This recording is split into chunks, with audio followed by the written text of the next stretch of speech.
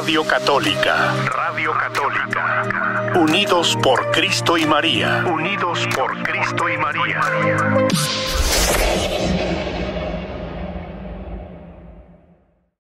Bueno, no sé si me oigas, pero espero que ustedes sí me estén escuchando, queridos amigos. Hoy, 15 de diciembre, ya empiezan las posadas, el día de mañana. Ya estamos más cerquita de la Navidad.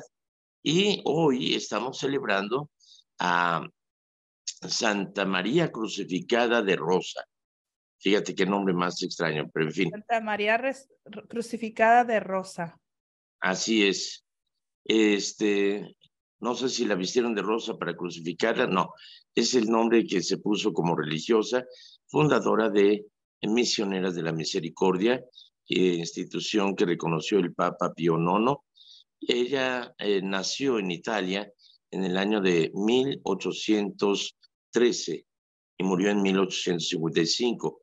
Ella, muy bonita la chamaca, Sí. pero no quiso casarse para consagrarse al servicio de la misericordia y fue la que atendió no solamente a los necesitados, a los pobres, a los enfermos, porque ella era enfermera también, sino que también atendió a las mujeres para ayudarlas a progresar cultural y espiritualmente. Ella daba retiros y conferencias y cuando fue la peste negra allá en Europa en 1855, ella murió contaminada, enferma. Pero una labor de misericordia, de entrega por los demás.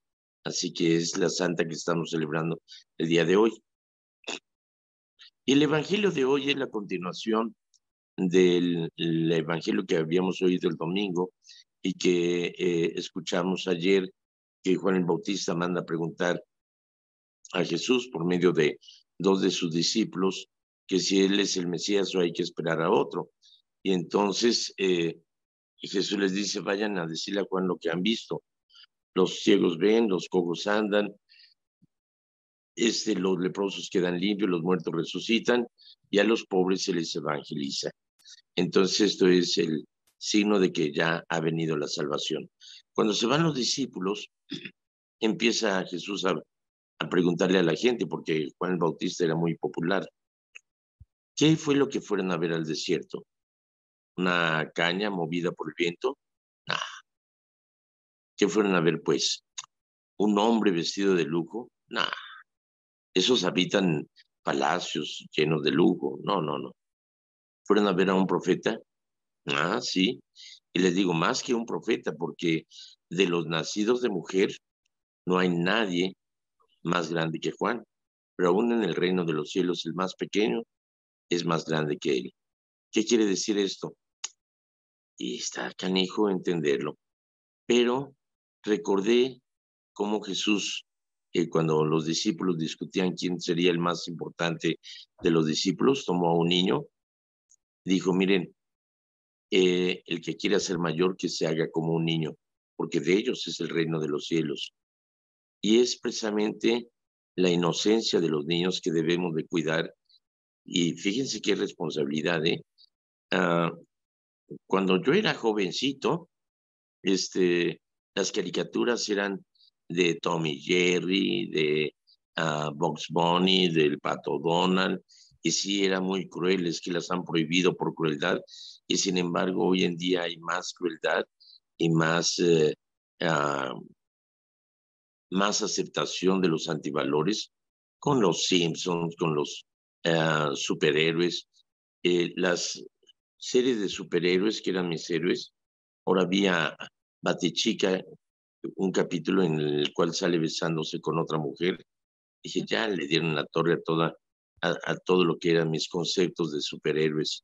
Y ahora aparecen telenovelas y que todo se resuelve a golpes, como en la Cámara de Diputados de México, en lugar del diálogo y de la comprensión, de tomarse un cafecito y platicar de sus cositas y demás. No, está horrible.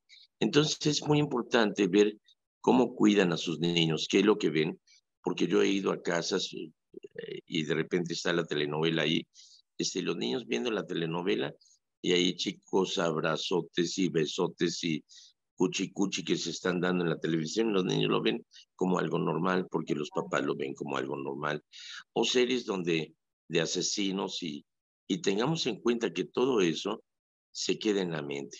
Entonces, es importante cómo educas a tus hijos que no pierdan la inocencia. Inocencia no significa ignorancia, sino libertad de culpa, para que podamos ser tan grandes como Juan el Bautista, siendo como niños. Bueno, Jesús continúa en el Evangelio diciendo de Juan, él es el que del que se habla en las Escrituras, que es mi siervo que irá delante de ti a preparar el camino. Y dice, los que escucharon, los cobradores de impuestos y las prostitutas que escucharon a Juan cambiaron su vida. En cambio, los fariseos y los sacerdotes, al no creerle y al rechazar el bautismo de Juan, lograron frustrar el plan de Dios para con ellos. Fíjate qué importante. Nosotros somos capaces de frustrar el plan de Dios. Dios que tiene un plan muy bueno y sin embargo nosotros se lo echamos a perder. Eso es el origen de todo pecado, el ejemplo de Adán y Eva que nos representa a nosotros. Dios nos ama y nos da la gracia de vivir como Él, con Él, para la eternidad. Pero nosotros decimos, no, yo quiero que las cosas sean a mi manera y yo quiero ser mi propio Dios, Dios fuera de mi vida. Y esto es el origen de todo pecado, cuando rechazamos ese amor de Dios y queremos hacer las cosas muy a nuestra manera. Bueno, así que no frustremos el plan de Dios, no hagamos entristecer al Espíritu Santo, ¿ok? Bueno, otra noticia más. Fíjense que yo estaba acostado, eran las 9 de la noche, me iba a dormir, cuando mi hermano Jairo llega, era seminarista todavía, estaba de vacaciones, las vacaciones de diciembre, llegó a casa con el periódico donde decía, Walt Disney ha muerto. Uy, no dormí en toda la noche. Lloró toda la noche, padre. Sí, fue algo horrible, horrible. Murió el 15 de diciembre de 1966. Fíjate, él nació el 5 de diciembre de 1901 y murió 10 días después de su cumpleaños. De hecho, su cumpleaños lo celebró con su familia, en una embarcación, se fueron a dar una vuelta y él tenía muchos planes. De hecho, en sus últimos años, había patrocinado los Juegos Olímpicos en Lake Tahoe, los Olímpicos de invierno. Tenía los planes de Disney World, que todavía no lo inauguraba, pero contaba a su hermano Roy que cuando fue al hospital, él estaba viendo el techo y le dice, ¿qué ves? Dice, estoy viendo el mapa de Disney World, cómo va a ser. O sea, él tenía eso, todavía seguía trabajando en su mente. Walt Disney gozó de muy buena salud relativamente cuando en los años 40, 30, en los años más bien 40, él le gustaba el hockey a caballo porque era el deporte de moda en Hollywood y jugaba con muchos artistas. De hecho, hay una caricatura donde retrata a muchas celebridades jugando hockey. Entonces le dieron un pelotazo de hockey, que era una pelota de madera que se golpeaba con unos bastones largos. Entonces le pegaron en la nuca y eso le estuvo afectando durante su vida. Y también en su bajada. Bajada, en subida y en bajada. Sí, entonces cuando él murió a la edad de 65 años, pero no tuvo afecciones de alguna manera. De alguna manera le afectó un poquito porque la voz de Mickey Mouse era la voz de Walt Disney, porque cuando daba instrucciones de que no les gustaba la voz que le ponían a Mickey, dice, no, quiero que sea, oh boy, algo más chillona. Y entonces le dije, "No, ¿por qué no la haces tú?" Y entonces él estuvo dando la voz de Mickey Mouse durante muchos años, hasta que eventualmente, por ser un fumador compulsivo, que era un cigarro tras otro, fue cambiando la voz y ya no podía hacer la voz. Entonces ya dejó otros que le hicieran. Pero él gozaba de buena salud hasta que de repente entró al hospital. Él pensó que era consecuencia del golpe que había recibido y no, resulta que tenía cáncer en los pulmones y murió en el término de 5 días en el hospital. Pero él todavía en su agonía le estaba pensando en sus planes de qué hacer para Disney World. El mundo lloró realmente la muerte de Walt Disney, yo también, porque es mi héroe. Veía todos los programas de Disneylandia y lo que admiré de Walt Disney es de que es un hombre que para él no existía nada imposible ante las calamidades y las situaciones de dureza que vivió en su infancia, los problemas que confrontó en sus primeros años, no le detuvieron nada para hacer sus sueños. Y él decía, no hay sueño por más imposible que no se puede realizar. Lo importante es ir tras sus sueños y convertirlos en realidad. Así que eso es lo importante. Bueno, Muy bien.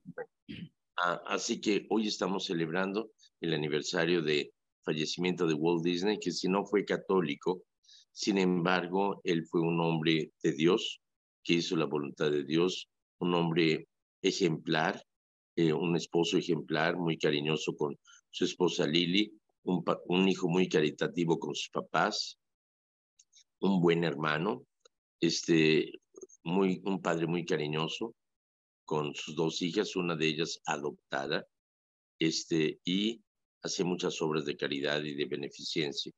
Así que seguramente que está en el cielo construyendo muchos parques de diversión para Dios y para todos los que llegan al cielo.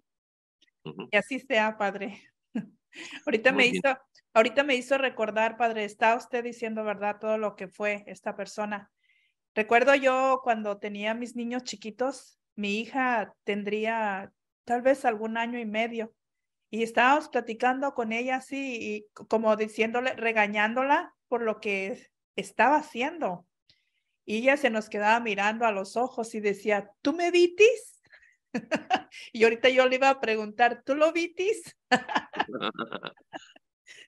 Pero sí, Fantástico. muy interesante, es muy bueno estar al tanto de todo eso que usted nos está, todo lo que usted nos cuenta, padre. Muchísimas gracias. Mucha gente está pues muy agradecido con usted porque usted está compartiendo con nosotros toda su sabiduría. Muchas gracias. Pues no soy sabio, hombre. Yo, como decía Zenón, yo solo sé que no he cenado. No, no he Ujú. cenado. Espérese pues a que llegue la hora de cenar, Eso padre. lo Ahorita decía no es hora Platón. de cenar. Ahorita es hora de lonche tal vez, pero ya a cenar espérese más tarde. Bueno, ayer mi amigo,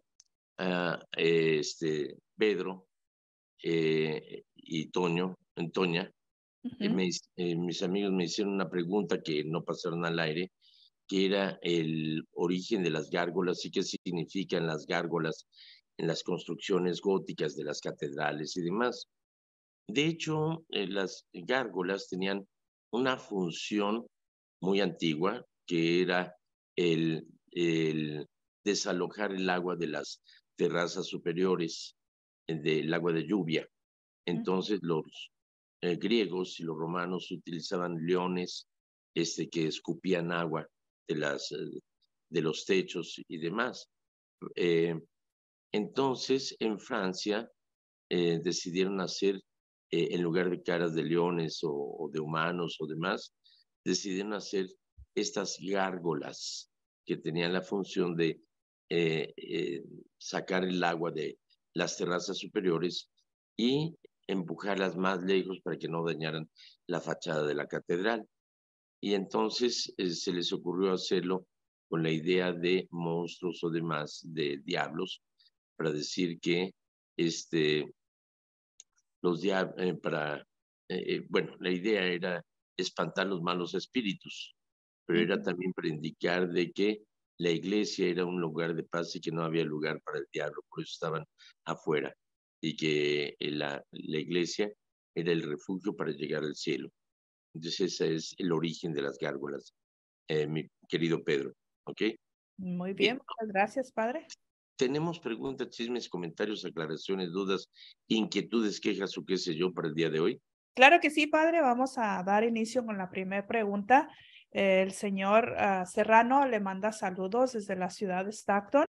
Me da Y mucho gusto saludarte, mi querido Gerardo Serrano, creo que se llama. Ajá, claro que Ajá. sí. Y nos pregunta, dice que nos explique si en realidad los Reyes Magos fueron a visitar a Jesús en caballos, en camellos o en elefante, así como nos lo hace entender, ¿verdad? Por medio del pesebre. Mira, las escrituras dicen que unos magos de Oriente, Ujú, no dice el número de magos. En la ujú, tradición bizantina se decía que eran 70 magos, o sea, representando a todas las naciones, pero no se dice el número. Se llega a la conclusión de que eran 3 porque se presentan los regalos de oro, incienso y mirra, ujú. pero a lo mejor los 70 traían cada quien oro, incienso y mirra, o a lo mejor unos traían oro, otros incienso, otros mirra, pero en realidad no se sabe ni el número ni cómo llegaron. Es lo único que se menciona. Ahora, ya en la Edad Media se empieza a representar a la Epifanía, o sea, Epifanía significa manifestación de Cristo, interpretarse como que el sentido de los regalos, el oro es el regalo que se da a los reyes y ellos, siendo de otro reino, reconocen a Cristo como el rey de reyes, como su propio rey. El incienso es el regalo que se da a los dioses. Ellos le presentan el incienso reconociéndolo como el Dios verdadero. Y la mirra, que es una hierba amarga, pero de ahí se hace como una, es muy olorosa y se usa para embalsamar. Entonces, de alguna manera, se está indicando el sufrimiento de Cristo, su pasión, su redención. Entonces, lo reconocen como su propio Salvador. Para dar el sentido de que esos que vienen de Oriente, pues en realidad representan a la humanidad entera, se les dan las monturas de el caballo, típico de Europa, el camello de los países árabes o Egipto, y el elefante proveniente del África. Por eso uno de los magos es un negrito, dando la interpretación de las diferentes razas, un europeo, uno de Medio Oriente y un africano, que eran los 3 continentes que se conocían en ese entonces, antes del descubrimiento de América y de Australia, de Oceanía. Entonces, viene a representar la humanidad entera. ¿Qué respecto a la autenticidad de estos magos? En primer lugar, se les llama magos porque eran científicos y los que se dedicaban a la ciencia maravillaban a la gente y decían, no, hombre, hacen magia estos, pero en realidad eran científicos, eran astrónomos. Ujú. Ah, ¿De dónde vienen? Pues a mí me sorprendió cuando fui a la Catedral de Colonia en Alemania, recorriendo atrás de del presbiterio, o sea, de la plataforma donde está el altar y el altar mayor y demás.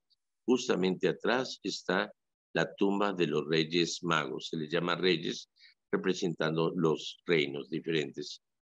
Y vi un documental muy interesante de que eh, se hizo el estudio sobre los cráneos de esos reyes que, acuérdense que en la antigüedad se acostumbraba dar regalos de reliquias o cuerpos o demás, ¿no?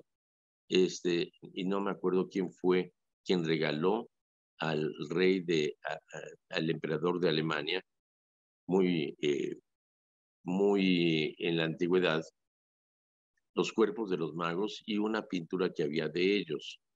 Entonces, por las vestimentas se deduce que eran persas, o sea, de Irán actualmente. y que por el estudio de los cráneos, los rasgos parece que eran de origen persa. Ya es el cráneo de una persona, de un hombre mayor, uno de edad mediana y de un joven. Entonces son los cráneos que hay ahí. Este es el cuerpo, los cuerpos, pero se hizo el estudio sobre los cráneos, básicamente. Y están en Colonia, en la Catedral de Colonia, en Alemania. ¿Ok? Muchas gracias, padre. Tenemos otra pregunta. Dice que ¿por qué no se puede llevar flores al templo ahorita en tiempo de Adviento? ¿Hay una razón? No sé quién les haya dicho eso, pero mi iglesia está llena de flores que le trajeron a la Virgen de Guadalupe, justamente por la festividad de Nuestra Señora de Guadalupe. Está llena de flores y también fui a comprar ayer unas nochebuenas para ponerlas, para arreglar para la Navidad. Así que no. Es muy diferente a lo que es la Cuaresma, que es un tiempo de desierto, de aridez, de prepararnos en ese caminar, como el pueblo de Israel caminó por Egipto, de la salida de Egipto hacia la tierra prometida durante 40 años, como Jesús que se retiró al desierto 40 días. Entonces el desierto nos da la idea de esa aridez, de que nos estamos preparando para lo que es el acontecimiento más grande y más importante de todo el año, que es la pasión, muerte y resurrección de Cristo. Pero es muy diferente el tono de la Cuaresma al Adviento, aunque en el Adviento también las vestimentas son moradas que nos recuerdan transformación, cambio, espera. Entonces, eso es lo que nos recuerda. Y de hecho, el domingo pasado, que fue el tercer domingo de Adviento, encendimos la vela, la tercera vela, que es color de rosa, y nuestra vestimenta litúrgica es rosa, que nos recuerda la alegría, la proximidad de la verdadera luz. Entonces, este tiempo de Adviento es un tiempo de preparación y preparar nuestros corazones libres de pecado y cálidos de amor para que Cristo nazca ahí. Pero no, no hay razón por la cual no se puedan poner flores en este tiempo. ¿Ok? Bueno, pues ojalá que quede claro esto, ¿verdad? Sucede en parroquias y pues quieren estar seguros de esto, principalmente. No, quizá el padrecito les haya dado un sentido diferente, pero ha de haber sido iniciativa personal del padre, del párroco, pero no, sí se puede poner flores. Ok. Aquí lo que pasó, padre, es que fue como estábamos festejando a nuestra Madre Santísima. Mucha gente llevaba flores a ella, pero el 12, ya en la última misa, el padre bendijo todas las flores y les dijo que se las llevaran a sus casas porque estábamos en tiempo de Adviento, porque las iban a retirar, el siguiente día las iban a tirar. Mira, hay muchas flores aquí, que no quise, yo invité a la gente a que se las llevara, pero, y que la Virgen de Guadalupe les agradece el gesto, ¿no? Obviamente, pero es mejor que las lleven a sus casas, donde las puedan presentar ante la imagen de la Virgen de Guadalupe en su casa, a que se nos marchiten aquí. Sin embargo, hicieron unos arreglos de flores muy bonitos, una caja larga, donde la llenaron de rosas rojas y blancas, y está preciosa, y sigue a los pies de la Virgen de Guadalupe. Y las otras flores que llevaron, puse varios floreros con agua, para que las pusieran ahí, así que ahí están. Pero sí se puede, sí se permite. Quizá fue una idea particular de este párroco. Pues en sí fue eso de decir que pues sí, eran muchas también a lo mejor y nunca se había escuchado hasta este año. Fue que se empezó a escuchar. La persona que me llamó se sorprendió porque dice que cada año se le lleva sus flores a la Virgen y se queda por Claro. mí. Ajá. Sí, no, pero no hay un por qué no. A lo mejor es una idea muy particular del padre, habría que ver, pero el Adviento realmente no nos lleva a una tristeza, sino a la alegría. La Y alegría. de hecho se impuso la fecha del nacimiento de Cristo, el 25 de diciembre, aunque él haya nacido en primavera, probablemente el 17 de abril, se impuso para erradicar las fiestas paganas romanas, que eran 9 días de orgías, de comelitonas, y esperando precisamente el 25 de diciembre que las noches empiezan a ser más cortas y los días más largos. Entonces, para erradicar esa idea se impuso la fiesta de la Navidad y los 9 días anteriores, como es una costumbre romana, el novenario. Entonces ese novenario se hizo como el sentido de preparación, de oración para la alegría del nacimiento de Cristo. Pero este tiempo, las posadas vienen a ser el signo precisamente de la alegría, de acompañar a José y María de casa en casa buscando qué casa puede recibir a José y María para que Cristo nazca. Entonces esa es la tradición de las posadas. Y además, si no hay flores, pues hay tamales. Y hay colaciones y dulces y pozole y todo. O sea, nos lleva a la alegría. Es algo muy bonito.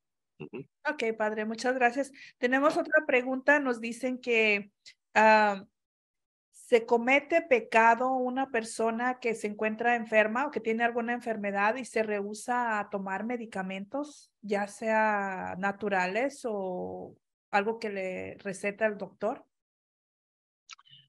Mira, la salud es un derecho personal. No se le puede obligar a nadie a obligarlo a tener medicamentos o someterse a doctores o demás. Es un derecho muy personal, incluso un accidentado. Tienes que acercarte a ayudarle y decirle, soy paramédico, soy experto en primeros auxilios, ¿puedo ayudarte? Y si esa persona dice, no, no puedes hacer nada.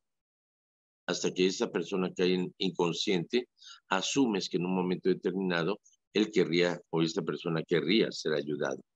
Entonces, la salud es un derecho personal.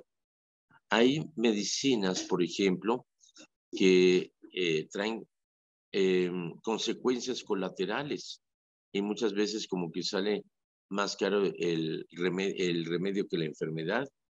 Entonces, la persona tiene derecho a rechazar el ser sometido a quimioterapia o a una intervención o demás. Dice, no, yo prefiero quedarme así.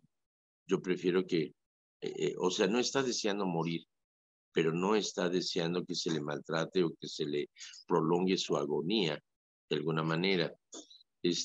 O una medicina que trae consecuencias colaterales, es para el dolor de cabeza, pero acabas con dolor de estómago, o es para eso, pero te produce una incapacidad de otro tipo, o es para el hígado, pero te produce ceguera, pues dice, no, no quiero tomar medicinas, y está en lo correcto, es decir, tiene derecho de no hacerlo.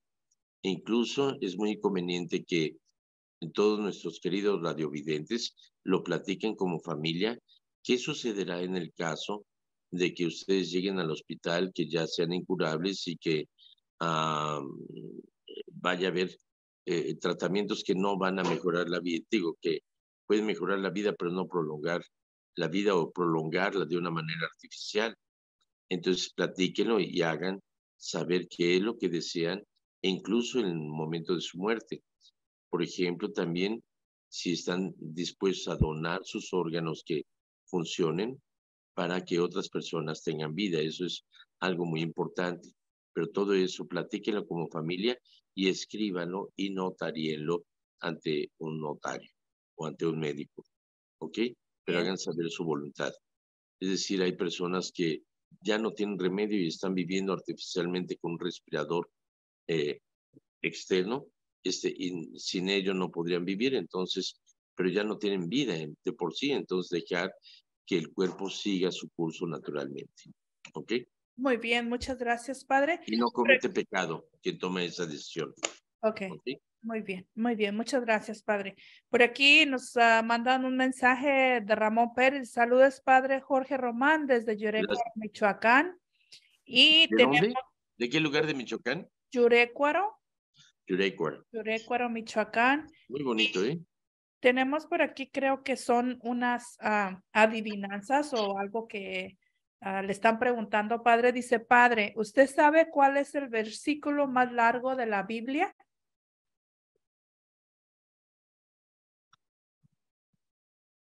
Versícula seculorum. Ay, ay, ay. No, No sabe. Ok. no. Y la respuesta es Esther 8:9. A ver, otra vez. ¿Otra vez la pregunta? No, no, digo la respuesta. Oh, Esther 8:9. Ok, entonces no era adivinanza, era más bien una Era- confirmación de algo de el Es versículo más. es una Déjame pregunta. buscar Esther 8:9, dame un segundo. Ok, muy bien, padre. Bueno, pues ahorita estamos aquí en espera del padre, ¿verdad? Para verificar esta. Dice que Aquí estoy. ya A ver, llegó. déjame ver dónde anda Esther. Dice que Esther. Sí, ahorita busco Esther. Amós, Habacuc, Zacarías, Malaquías, Daniel, Job, espérame tantito, Proverbios, Eclesiastés, Ruth, Esther. Esther Esther 8:9. 8:9. Ajá. Vamos a buscar a Esther 8:9. 8, 18, 10, 7, 8. Pues no, dice, haremos los ajustes necesarios y juzgaremos con indulgencia y benevolencia todo lo que llegue hasta nosotros. No me parece muy grande, incluso el 10 es más largo que este, no sé. Pues Bueno, pero te agradecemos mucho por la aquí, intención y la pregunta, ¿ok? claro que sí, a lo mejor lo quisieron distraer, padre. Tal vez eso, ¿verdad? Pero no. No me distraiga, oígame. Ponga atención. Ok, aquí tenemos otra pregunta. Dice, en la Biblia hay una persona que Dios le regaló 15 años más después que oró. ¿Quién es? No recuerdo. Sí, Tampoco. sí, yo me acuerdo del acontecimiento, pero no me acuerdo quién fue. Ujú. Bueno, dice aquí que la respuesta es Ezequías. Ezequías. Ujú. Ajá. Está en Isaías 38:5. Isaías 38:5. Ajá. Isaías 38:5. A ver, vamos a ver. Tren- Isaías 37,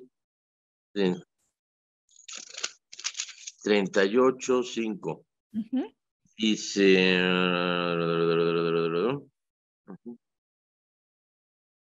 ya me volaron el 5 tú. Aquí está. Esto has de decir a Ezequías de parte de Yahvé, el Dios de su padre David. He escuchado tu oración, he visto tus lágrimas y ahora te voy a dar 15 años más de vida. Mm. Te libraré a ti y a esta ciudad del rey de Asiria. Yo mismo protegeré la ciudad. Tararán, tan, Tan, tan. tan. Gracias.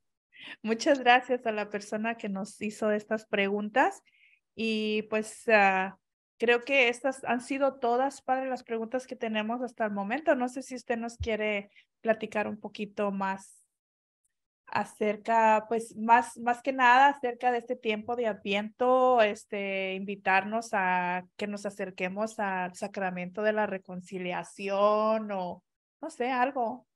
Sí, fíjate que el Adviento es un tiempo de advenimiento, ya se aproxima, ya viene, adveniant, o sea, la venida. No quiere decir que Cristo nace cada año, que va a volver a nacer, ya nació hace más de 2028 años. Se supone que nació 6 años antes de la fecha que pensamos. Ujú. Hubo un error de contabilidad cuando se hizo el calendario y la cuenta. Entonces parece que nació 6 años antes de la fecha que pensamos. Entonces, Cristo nació una vez. Va a regresar nuevamente y eso también nos debe de preparar el advenimiento. No sabemos cuándo vaya a regresar. Puede ser hoy, puede ser dentro de mucho tiempo, pero no es un temor de decir, ay, ya viene, me va a regañar o el fin del mundo se acerca. No, el fin del mundo es cuando dejas de respirar y tu corazón deja de latir, ya es el fin del mundo para ti. Así que no te preocupes cuándo será. Lo importante es de que tarde o temprano el Señor nos ha de llamar y que nos encuentre preparados. ¿Y cómo prepararnos para la venida de Cristo? Pues justamente como decías tú, estar limpio de pecado. El Papa Francisco dice, Dios no se cansa de perdonar, somos nosotros los que nos cansamos de pedir perdón. Perdón. Entonces siempre estar preparados. Eh, la idea romántica del nacimiento, que todavía no lo pongo, lo debo de poner hoy, o no, hoy tengo mucho trabajo. En cuanto pueda lo voy a poner, pero... Hay un día, padre, hay un día exacto en el que se debe de poner el pesebre. Cuando te dé tu regalada gana. Bueno, ya dijo. Ok. No, se supone que ya el 15 de diciembre es tiempo en que ya debe de estar puesto y demás. Pero o sea, con el Adviento ya se pone el pesebre, no hay problema. Pero viene el puente Guadalupe Reyes, pero aquí empieza desde Thanksgiving Reyes. Ajá.